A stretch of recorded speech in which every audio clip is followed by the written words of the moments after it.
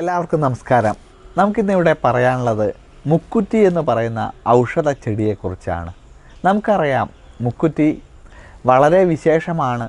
ഗണപതി ഹോമം പോലുള്ള ഹോമങ്ങളിൽ വളരെ പ്രധാനപ്പെട്ട ഒരു ദ്രവ്യമായിട്ട് കരുതപ്പെടുന്നുണ്ട്.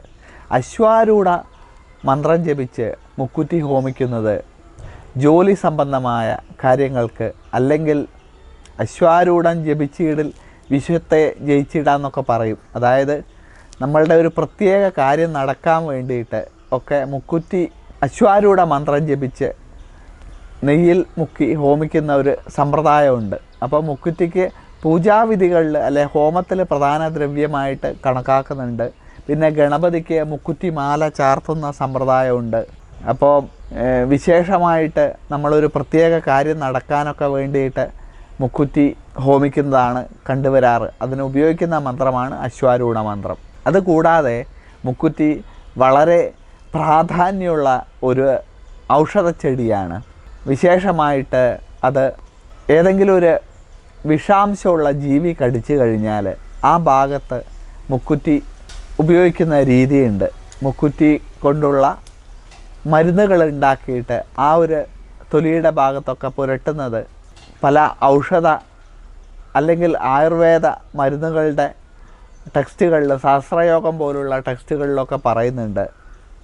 കൂടാതെ മുക്കുറ്റി ഈ വാതം, പിത്തം, കഫം എന്നീ 3 കാര്യങ്ങളും ദോഷമായിട്ട് വരുന്ന സമയത്ത് ഉപയോഗിക്കുന്ന രീതിയുണ്ട്. അങ്ങനെ അല്ലെങ്കിൽ ദഹന സംബന്ധമായിട്ടുള്ള പ്രശ്നങ്ങൾ വരുമ്പോൾ മുക്കുറ്റി ഉപയോഗിക്കുന്ന രീതിയുണ്ട്. അങ്ങനെ പലതരത്തിലുള്ള ഔഷധ കൂട്ടുകളിൽ വളരെ പ്രാധാന്യമുള്ള ഒരു ചെടി കൂടെയാണ് മുക്കുറ്റി.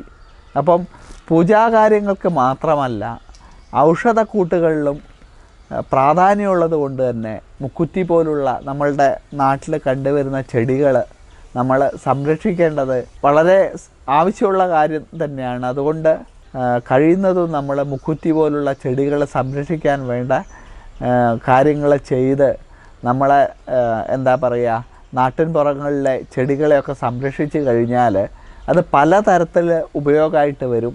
നമുക്ക് ചെറിയ ചെറിയ രോഗങ്ങൾക്ക് പ്രതിരോധവും അതുപോലെ തന്നെ പൂജാകാര്യങ്ങൾക്കൊക്കെ എടുക്കുകയും ചെയ്യാം. പിന്നെ പ്രകൃതി സംരക്ഷണത്തിൻ്റെ ഭാഗമാണ്, പിന്നെ ബയോഡൈവേഴ്സിറ്റി കൺസർവേഷൻ്റെ ഭാഗമാണ്. അപ്പോൾ നമ്മൾ ഇതുപോലുള്ള ചെടികൾ സംരക്ഷിക്കാൻ വേണ്ടി എല്ലാ ആൾക്കാരും അതിൻ്റെ നമുക്കാവുന്ന കാര്യങ്ങൾ ചെയ്യണം എന്ന് മാത്രം പറഞ്ഞുകൊണ്ട് നിർത്തുന്നു. നന്ദി, നമസ്കാരം.